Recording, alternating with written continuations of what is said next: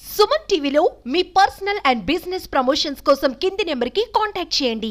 పేరు పేరున పొగడ్తలు కాలయాపన చేయడం నాకు ఇష్టంలే. సబ్జెక్ట్ పరంగా 4 మాటలు మాట్లాడుతాను, దయచేసి అర్థం చేసుకుని వినండి. తెలుగుదేశం పార్టీ అనేది ప్రపంచ స్థాయిలో నాకు తెలిసిన కాటికి నేను కొత్తగా పార్టీలోకి వచ్చినా నేను అభియోగాలు కూడా చేశాను, కాదని చెప్పడం లేదు. చేసినా కూడా విజయనుండ నాయకుడు చంద్రబాబు నాయుడు ఆయన అనుభవం ముందర ప్రపంచ దేశాల్లో పేరు ప్రఖ్యాతులు తెచ్చుకోలేడు. కానీ ఈ పార్టీకి ఉండే కేడరు కార్యకర్తలు ఏ పార్టీకి లేవని సగర్వంగా చెప్పగలం, అది వాస్తవం. ఆయన అలాంటి నాయకులు మనం చెప్పాల్సిన సూచనలు సలహా చెప్పేంత యోగ్యత మనకు లేదు. ఆయనకు అన్ని విషయాలు తెలుసు. ప్రతి 175 నియోజకవర్గాలు కాదు, 294 నియోజకవర్గాలు కూడా ఒకసారి సమన్వయ కమిటీ సమావేశానికి వీళ్ళ తండ్రి వైజీ వెంకటరమణ గారు మేమంతా పోయినాం. ఆ రోజు కాన్స్టిట్యున్సీ 4 కాన్స్టిట్యున్సీ రివ్యూ చేసినాడు. ఒక్కసారి కంప్యూటర్ ముందర చూసుకుంటే కనీసం మీ తాలూకాలో ఎన్ని మండలాలు ఉన్నాయి, ఏ మండలంలో ఏ గ్రామ పంచాయతీలో మన పార్టీ నాయకుడు ఎవరు, అపోజిషన్ పార్టీ నాయకుడు ఎవరు, వాని స్థితిగతులేమి, మీ స్థితిగతులేమి, ఎక్కడ మనం డ్యామేజ్ అవుతాం అన్ని క్షుణ్ణంగా తెలిసిన వ్యక్తి. అంత గొప్ప వ్యక్తి మనం సలహాలు సూచనలు చేసే అంత గొప్ప వ్యక్తులు కాదు. కానీ పార్టీ పరంగా పార్టీని వాడుకొని పదవులు అనుభవించి పార్టీ పేరు చెప్పుకొని పైకి వచ్చిన వాళ్ళు కూడా పార్టీకి వెన్నుపోటు పడిచే సంస్కృతి తేవడం మంచిది కాదు. ఇది పత్రికాముఖంగా తెలియజేస్తున్నాను.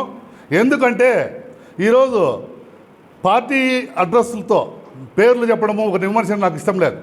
ఎక్స్ఎమ్మెల్యేలే కావచ్చు, ఉనికి లేని మీ కుటుంబాలకు తెలుగుదేశం పార్టీ కావచ్చు, దివంగత ప్రీతం నాయకుడు రామారావు గారు కావచ్చు, లైఫ్ ఇచ్చినాడు, జీవితాన్ని ఇచ్చినాడు, ఆస్తిపాస్తులు పెరిగినాయి, విశ్వాసం లేకుండా పోయింది.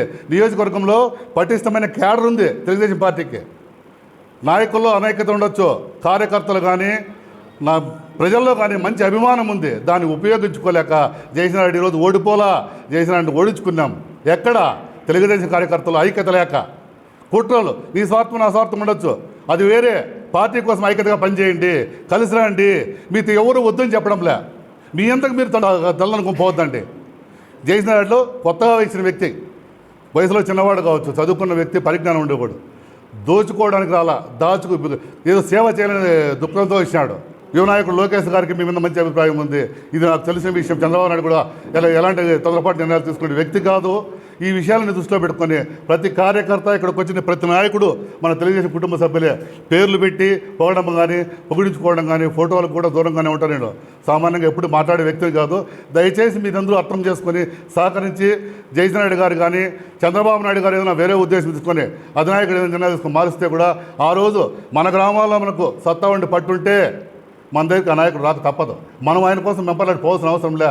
వీళ్ళంతా పార్టీ పేరు చెప్పుకొని పైకి వచ్చిన వాళ్ళే. ఇది వాస్తవం. ఇది గమనించుకొని అందరూ సహకరిస్తారని ఈ అవకాశం ఇచ్చిన మీ అందరికీ ధన్యవాదాలు తెలియజేసుకుంటూ విరమించుకుంటాను. నిన్న మన తంబాలపల్లి నియోజకవర్గం నుంచి కొంతమంది మన తెలుగుదేశం నాయకులు పల్లా శ్రీనివాస్ గారిని కలవడం జరిగింది. వాళ్ళ ముఖ్య ఉద్దేశం మన ప్రస్తుత ఇన్ఛార్జ్ దాసరపల్లి జయచంద్రారెడ్డి గారిని మార్చాలనే ప్రధాన ఉద్దేశంతో విజయవాడకు తరలి వెళ్ళి మన జయచంద్రారెడ్డి గారి మీద కంప్లైంట్స్ చేయడం జరిగింది. పెద్దిరెడ్డి కుటుంబానికి తొత్తులయ్యి మన జయచంద్రారెడ్డి గారిని ఓడించాలని ప్రయత్నంలో మనము ఓడిపోవడం జరిగింది. ఇంకా ప్రభుత్వ కార్యాలయాల్లో అధికారుల ట్రాన్స్ఫర్లు పూర్తి స్థాయిలో జరగలేదు. ఇంకొక నెల రోజుల్లో అధికారులందరూ కూడా బదిలీలు పూర్తవుతాయి. పూర్తయిన వెంటనే మన జయచంద్రారెడ్డి గారు పంచాయతీరాజ్ శాఖ అయితేనేమి, ఇరిగేషన్ శాఖ అయితేనేమి, రెవెన్యూ డిపార్ట్మెంట్ అయితేనేమి, అలాగే ఆర్డబ్ల్యూఎస్ శాఖ అయితేనేమి, అన్ని శాఖలకు సంబంధించినటువంటి ఎస్టిమేట్లు రెడీ చేసుకొని కార్యాచరణకు సిద్ధంగా ఉన్నాడు. రాబో రోజుల్లో మన తంబాలపల్లి నియోజకవర్గంలో కూడా ఆయనకు ఉన్నటువంటి పారిశ్రామిక అవగాహనతో మంచి పరిశ్రమలను కూడా మన తంబాలపల్లి నియోజకవర్గానికి తీసుకొని వచ్చి యువతకందరికీ కూడా ఉద్యోగ ఉపాధి అవకాశాలు కల్పించాలనే సదుద్దేశంతో ఆయన ముందుకు వెళుతున్నాడు. ఆయన వెన్ను ఉండి మనం కూడా తంబాలపల్లి నియోజకవర్గంలో అభివృద్ధి కోసము, అలాగే తెలుగుదేశం పార్టీ అభివృద్ధి కోసం కూడా ప్రతి ఒక్క కార్యకర్త కూడా సైనికులుగా పనిచేసి 2029 ఎలక్షన్లలో తప్పకుండా తంబాలపల్లి నియోజకవర్గంలో తెలుగుదేశం పార్టీని 50,000 మెజార్టీతో గెలిపించుకుంటామని ఈ సభాముఖంగా అందరికీ తెలియజేసుకుంటున్నాను. అసెంబ్లీ ఎలక్షన్ నుంచి జరిగిన సమీకరణాల వల్ల ఈరోజు మన ఆడమండలం నుంచి వచ్చిన తెలుగుదేశం కార్యకర్తలకు సీనియర్ నాయకులకు అందరికీ నమస్కారాలు. నిన్న జరిగిన మన విజయవాడకి అధిష్టానిక ఫిర్యాదు చేసిన మన కొన్ని మండల నాయకులు సీనియర్ నాయకులు అందరూ కూడా పోయి మన స్టేట్ అధ్యక్షుడు పల్లా శ్రీనివాస్ యాదవ్ గారికి చెప్పడం జరిగింది. వాళ్ళు ఏ విధంగా చెప్పినారు, వాళ్ళు ఏమి విచారించకుండా మనం పంపించకుండా మన ఇన్ఛార్జి అధిష్టానం చంద్రబాబు నాయుడు గారు మన దాసరపల్లి జయేంద్ర రెడ్డి గారికి టికెట్ ఇవ్వడమే లాస్ట్ మూమెంట్ ఇచ్చడమే చాలా దురస్కారము. అయినా లాస్ట్ టైంలో ఇచ్చినా కూడా మనం సాయశక్తిలా పోరాడితే కష్టంగా మన దురదృష్టవశాత్తము 5,000 చిల్లతో మనం ఓటమి జరిగింది.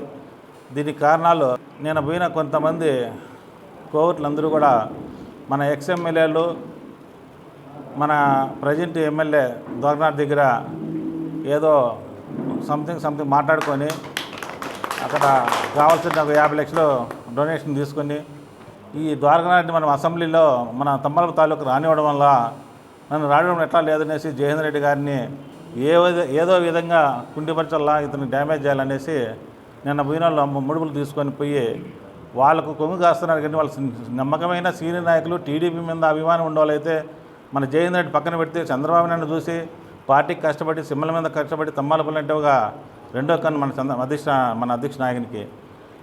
అట్లయితే ఈ విధంగా వీళ్ళు పోవడము, ఇదన్నీ ఆలోచించకుండా పోవడం చేయడము చాలా దురస్కరము. మేము కూడా చాలా తల ఉంచుకొని నవ్వుకునే పని అయిపోతుంది.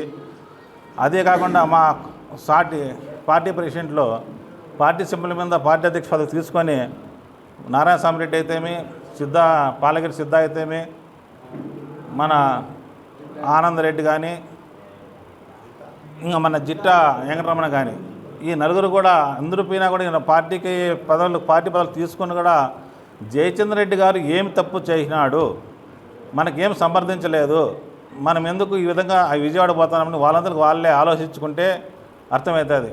ప్రతి ఒక్కరికి ఫోన్ చేసి సంప్రదిస్తున్నాడు, రాండి ప్రతి నామినేట్ పోస్టులు ఉన్నాయి, మనకి ఏం కలిసి చేసుకుందాం రండి అని పదే మన అందరి కార్యకర్తలతో కలిసిమెలిసి పోదాం రండి పిలిచినా కూడా వాళ్ళు జయచంద్ర రెడ్డి గారితో జర్నీ చేసేదానికి ఇష్టం లేక అక్కడ తప్పు చేసినారు. కాబట్టి ఆ విధంగా ఆ తప్పు చేసినాం కాబట్టి వాళ్ళతో కొలిక్ అయినాం కాబట్టి ఇప్పుడు మళ్ళా పోతే ఇబ్బంది అనేసి ఆ కొలికలతో మాట్లాడేసి మాటికి అధిష్టానికి ఫిర్యాదు చేయడం జరుగుతూ ఉంది. ఇదే విధంగా మన జయేంద్ర రెడ్డి గారు కూడా సిన్సియర్గా ప్రతి రోజు ఒక పల్లెపాటు కానీ ఒక గ్రామం కానీ తిరుగుదామని పదే పడతా అంటే ఈ విధంగా సీనియర్ నాయకులు ఆటంకాలు చేయడం కానీ ఈ విధంగా చేయడం కానీ చాలా తప్పని మేమంతా సమావేదంగా సమర్చుకొని చూస్తున్నాం.